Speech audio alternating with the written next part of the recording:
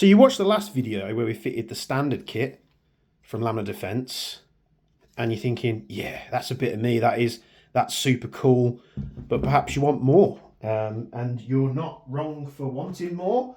More is always better, I suppose, depending on what it is. So here we have another front end from them. So they do 2 front ends as far as I'm aware at this moment in time. And this is labelled up as the SD kit. Now, if you've watched videos online, such as like Garantham or anyone like that, where they've been playing around with the real GHM9, you may have seen them running this kit. So we've got a much chunkier handguard here, more M-lock slots, more rail space at the top and the bottom. I'm not really sure which way around this goes. I'm sure we'll figure it out. I imagine it's that way. So wider bore, obviously for the SD kit, load more real estate space for those that don't like the shotguns. And then we've got in here a new barrel, and this barrel comes with the suppressor. So I'm not sure how this secure. Oh, there we go. Just like the real one. So we've got a tiny little barrel here, which is good. Now on the real suppressors, much like the MP5 SD, they actually have a back ported barrel. Obviously there's people that would describe this a lot better than I would. I just flipped it over there to see they've got all the markings on it, which is great. So we've got a clockwise thread, so it threads onto there nice and easy. And then we've got all the correct markings: GHM9-SD, 9x19, B&T USA, Tampa, Florida. All the B&T markings, all the serial numbers and such. And yeah, let's get to fitting. Let's get to fitting this lovely new front end kit from Lambda Defense. Now, if you watched the last video, if you didn't, what you're playing at, you know, we've 3 or 4 videos on this platform now.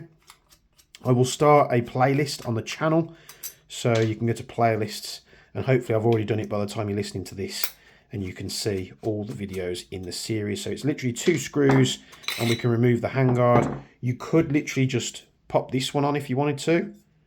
That's how nice and easy this gun is to work on, he says. I'm pretty sure it's this way around, or is it the other way around? Is it that way around? It could be that way. I'm not too sure. It went on easier that way, didn't it? Let's just make sure. Spin it round. Yeah, I think it's the. It wouldn't make sense to have that higher, would it? So you could run that barrel, but it's going to come a little bit short to the end of the handguard there, so we're going to take that off. We took those 2 screws out already, so we can use a 2mm Allen key, and we can back those screws out. Now, if you did watch the other video, you'll notice I did have a bit of trouble fitting this barrel. Just it was a bit tight, which isn't, you know, always a bad thing. And, you know, after we've done that slight little modification, just taking the coating off on the barrel, it slips off nice and easy now. The interesting thing will be to know is if this one goes straight on, and it does. So it's just the standard kit barrel that I had. Now, I could be one of those unlucky people. In my mind, I feel myself luckier because, you know, a nice tight fitting barrel is a plus. We're not going to get into that. This one hasn't been modified, as you see, and it goes straight on. Look at that, superb. Very, very nice fitting, straight on. We don't have to do any modification. For those of you out there that are not so confident with messing with these replicas, it's obviously a massive plus for you. Now, although this suppressor is very quick and easy to take off, I love the porting on there, by the way. Very cool. Very, very cool. If you've been playing the latest Call of Duty, the Modern Warfare 3, you'll see they do loads of barrels that have this type of porting. So that went on. Super, super easy. This is probably going to be a much quicker video than the last one. Then we take our handguard. Pop it on like that. Job done. Screw in the top. Screw in the bottom. It doesn't matter which handguard you go for. I would recommend picking up one of the metal handguard sets, whether you go for the standard or the SD. It would be nice if they did a metal handguard set like this for when they release the metal upper, just because this is made really nice. It would be nice to have that in the same material, because compared to the plastic handguards, the metal handguards are a lot more rigid. They don't have any play in them, where the plastic one did have a little bit of side-to-side movement. which of course you're going to get with plastic, you know, metal. Normally in the airsoft industry is better. Metal equal better. So there we have our handguard on. And then now we can take our suppressor, which fits very beautifully in this rail. And we just thread it on like a James Bond scene. That will go all the way down. What is nice about this is you can still see all the markings. How cool is that? And I think this is the way I'm going to run mine. I love running suppressors. I think if if you're fitting this front end, you're probably going to be fitting the part that I'll talk about next. This is very, very cool. I mean, just look at that. They're not vastly expensive either. So I was very much going to buy this stuff. Without, you know, I was speaking to Lambda and they offered to send me some bits for video purposes. Not only, again, I wasn't searching for anything. I literally just said, check out, guys, I've done a video, check it out. But what it does for you guys is I managed to get these parts pretty quick, and it enables me to get the content up there, show you what's going on, show you how it's fitted, and everybody wins. So, oh, you just gotta love it. It's got that nice like chunky rate of fire, not super quick. Sometimes a slower rate of fire to me sounds better. So that is how you install your SD kit. It went on even better and faster than the standard kit. Honestly, this is a rarity that parts go on, easy to fit. It's like Lego. You're not having to do loads of modifications. You're not having to get your Dremel tool out or anything like that.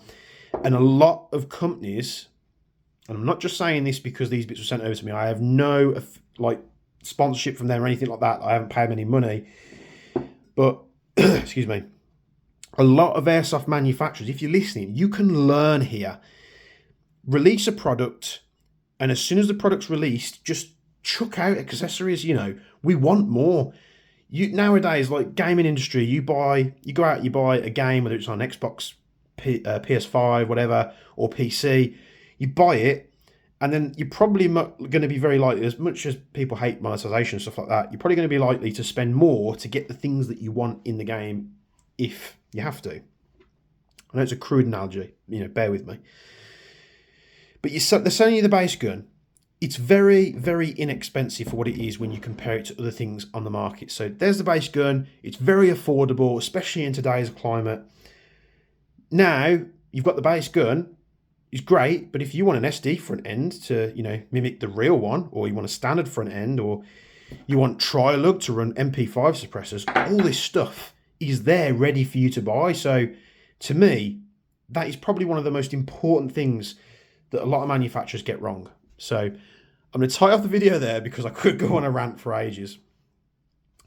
If you didn't know, there is a Jaeger Precision Discord channel. So I'll put the link in the description below for the Discord.